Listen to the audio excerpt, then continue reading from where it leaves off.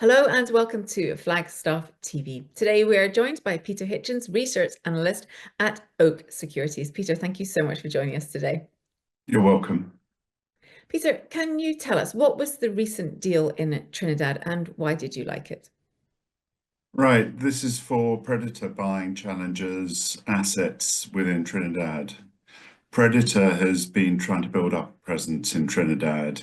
It has some oil fields, which it's trying to work through wax treatment in order to get production up and running.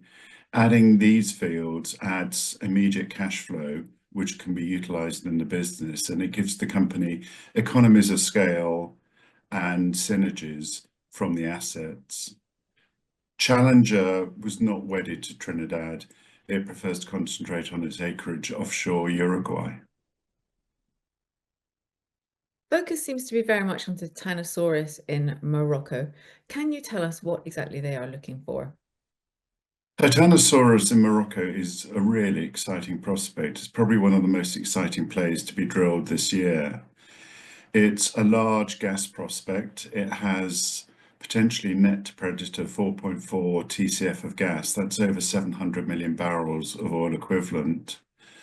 It's onshore, which makes it very cheap and easy to develop, and will have a huge impact on shareholder value if it's successful.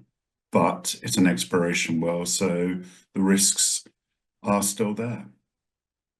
There is some potential of helium here. What are your thoughts on that? Helium is one of the areas that the industry is starting to get excited by. I think if you look next door in Algeria, the Hassi RML field, Sonatrach has helium associated with its gas production there, and it becomes a very valuable byproduct.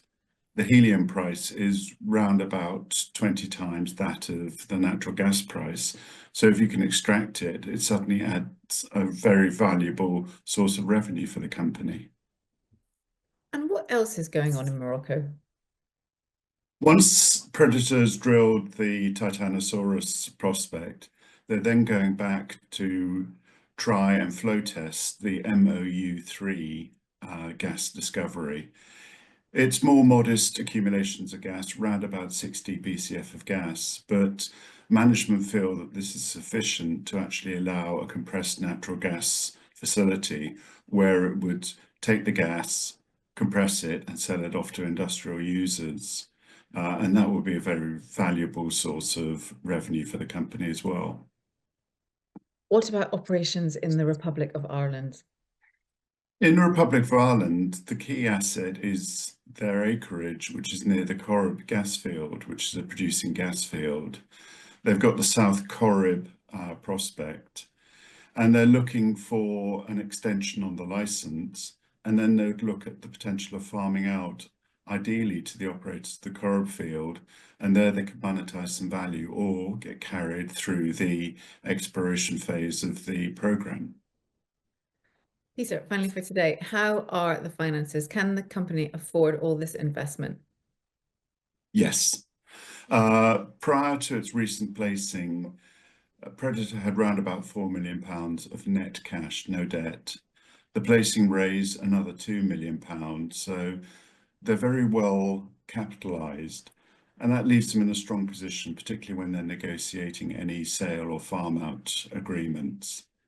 The recent acquisition in Trinidad is for modest cash levels. It's around about $1 million over 3 years. So that's not going to put too much of a strain.